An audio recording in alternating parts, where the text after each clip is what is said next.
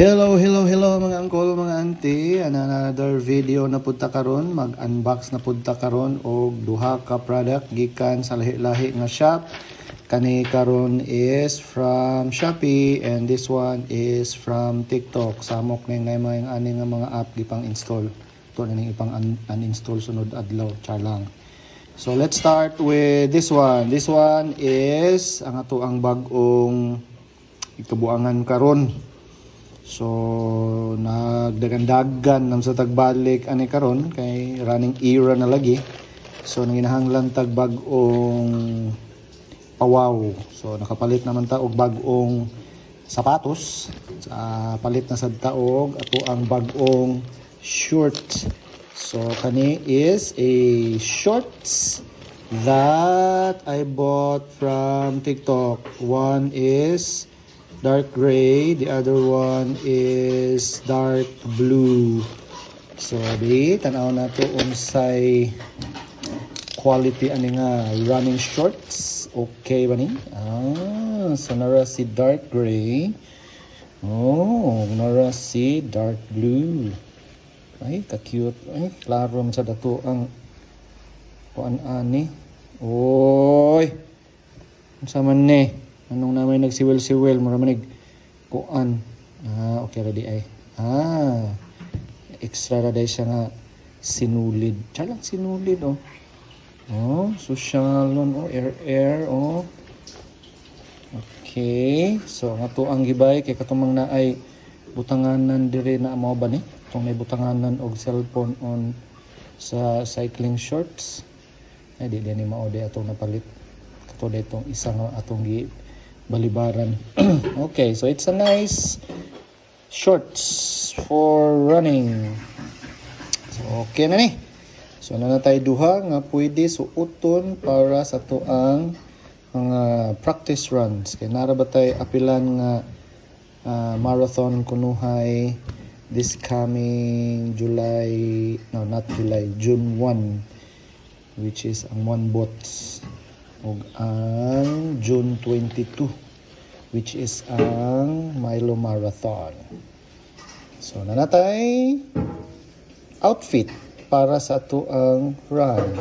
So manay isa sa atong gi-unbox that is from TikTok shop. Now this small box is from Shopee and unsa na pud ni? Let's check what is this.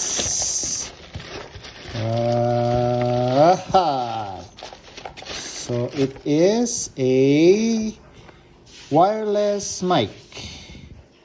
So this is a wireless mic para sa ato ang mga vlogging. So pwede siya, it is a plug and play mic.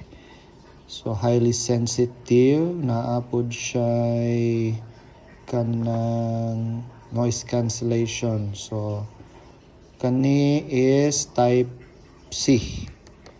Okay, pang type C nga phone. So plug and play, widely compatible. Okay, so let's open the wireless mic. If okay ba gyud ang iyahang pagkatrabaho. So nice ang color. So na from China. So so na siya adapter. Uy, nice. Type C to lightning. Okay, I did not expect that. Na siya adapter. So this is ang wireless mic. It came with a very protective foam. So included, it has the manual for the wireless microphone, and inside the box is ang iyahang charging cable, type C to USB-A. Then let's see ang wireless mic. Ooh, it's a black wireless mic. So open up.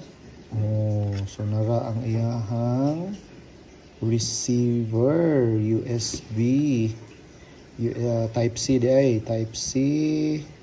Diri siya i-charge. So if you're going to use the transmitter on an iPhone, you can use the included adapter. So you can now use this on your iPhone.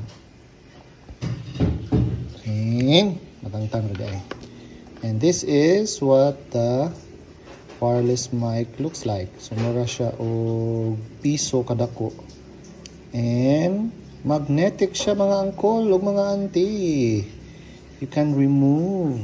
So ibutang nimo ni sa imuhang sanina sulod and then strong magnet.